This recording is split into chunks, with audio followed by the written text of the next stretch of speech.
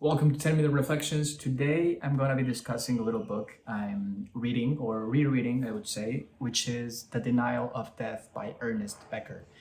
Here it is, Denial of Death by Ernest Becker. This is my annual reread, and I believe that we should all have one of those books that's fundamental in the way we see the world and how we want to live our lives. I believe that The Denial of Death is that book, at least for me, and if you give it a try, it could be the book for you as well. The Denial of Death, I believe the core theme is the fact that we're all gonna die, and just how far our psyche, our minds go to try to justify this fact so that we can live a normal life. Because just imagine how tiring it would be to live every single day with the thought of death on your mind. For some people, that can show itself in the form of a panic attack. If you suffer from panic attacks, it could be simply because you feel that the world is too much right now for you and that you can't handle all of that experience. And certainly for me, that has happened a few times in my life where the pain or simply the dread of being alive is just too much and you just can't keep moving forward. But these times have also been the times where I grow the most, where my character grows the most as well. And on the topic of character, we need to discuss a very important idea of this book. Character is a protection mechanism, is a coping mechanism for our fear of death. It's a solution to the problem I explained, that there's too much happening around us that we need to constrain our experiences to a certain few so that it can be manageable and that we can be decisive in our day-to-day lives. Imagine if you were aware of everything that can happen, that could happen, that would happen. And we certainly have that ability to be able to look so far into the future that we get constrained in the present. So we build a character exactly for that purpose. We start to attribute certain characteristics, certain traits to ourselves that are not grounded on reality. In fact, they separate us from reality because that is what they're supposed to do. A person who growing up, doesn't have a stable foundation is going to latch on to certain things and start to think of them as their personality so that he can live a better life. And that comes in many different ways. We are, like 8.5 billion people, and we're gonna have 8.5 billion different psychological compositions, each with its own story, because we live through story. We like to create a narrative on where we begun and where we're going, right? Where we're heading next. So our brain is naturally going to create a narrative for our effort simply because it helps us be more decisive. The alternative, the thing we're avoiding, is not knowing what's going to happen, giving ourselves completely to experience, and almost like a leaf in the wind. I mean, you can't choose your own direction. So we need to set up a cage for ourselves so that we can make decisions in this world. For some people, they're gonna constrain themselves through society. They're going to model their lives after the lives of their parents, and that's a useful narrative, right? That's the way it used to be. We used to follow in our parents' footsteps. If they had a bakery, then we were expected to work in that bakery, and our sons were expected to do that, and so forth. But right now, with the explosion of opportunity, we build personalities, we build characters that have us as the center of our universe. So going back on The Denial of Death.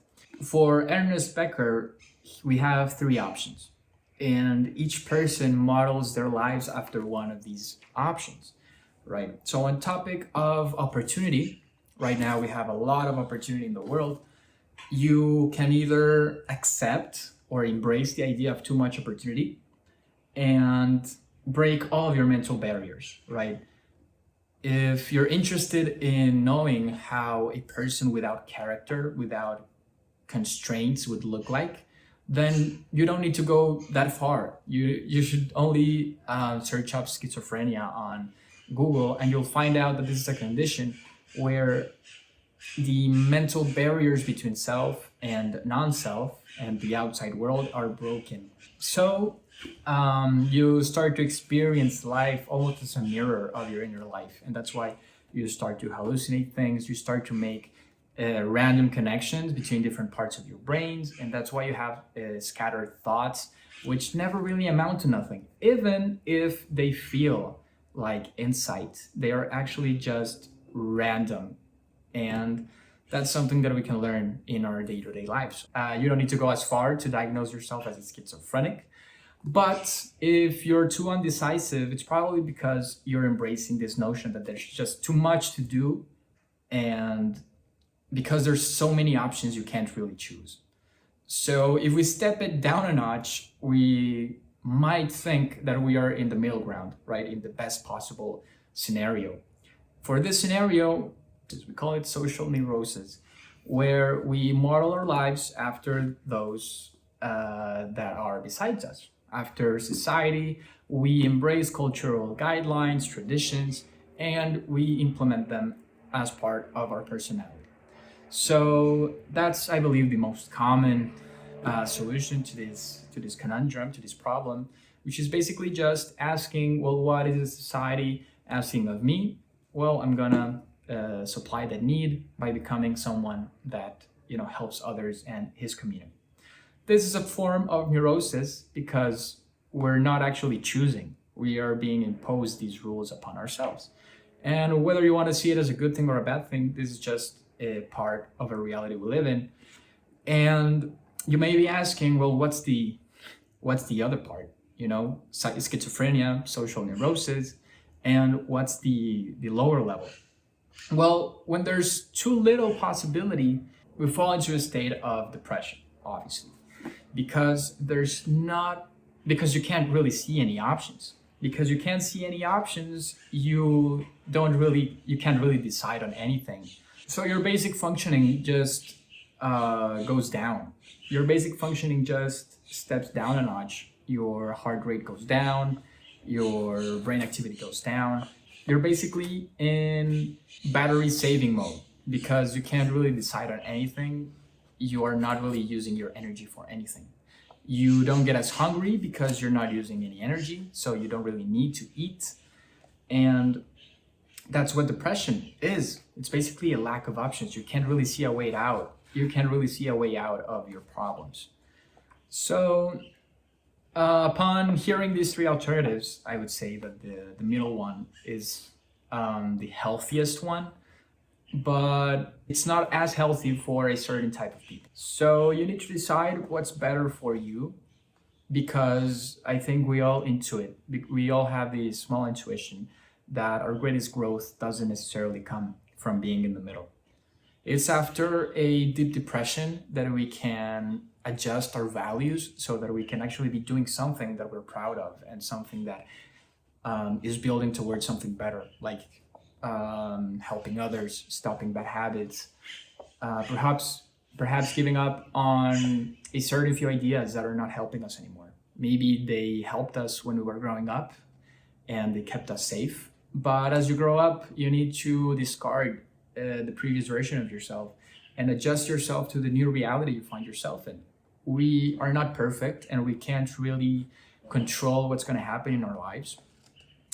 And there are certain events, certain circumstances that are going to come to you. Maybe your family suddenly finds itself in a bad financial condition and it wasn't your own doing. Maybe you were diagnosed with a form of cancer and now your values are get turned upside down. Never take for granted that something bad could happen, because you get an opportunity to live your life in the way you want, and simply sticking to what other people are doing is not the solution you think it's going to be. At the end of the day, you need to live for you and just find what makes yourself happy. Along the way, you'll find that making others happy is the only way to make yourself happy. So find something that only you can do and use it to the best of your ability to help others. Don't fall into schizophrenia, don't fall into depression, and appreciate when you're in a social neurotic state. Don't be mindlessly going through life, just doing what other people are doing, but be conscious of the values that you're chasing after and the thing you actually want to build your life on. So the denial of death, you shouldn't always keep death in mind, but when it is in mind, make sure to appreciate its existence. If you live life thinking you're gonna live forever, you may be surprised when you're on your deathbed and wonder why you always lived for others and not for yourself.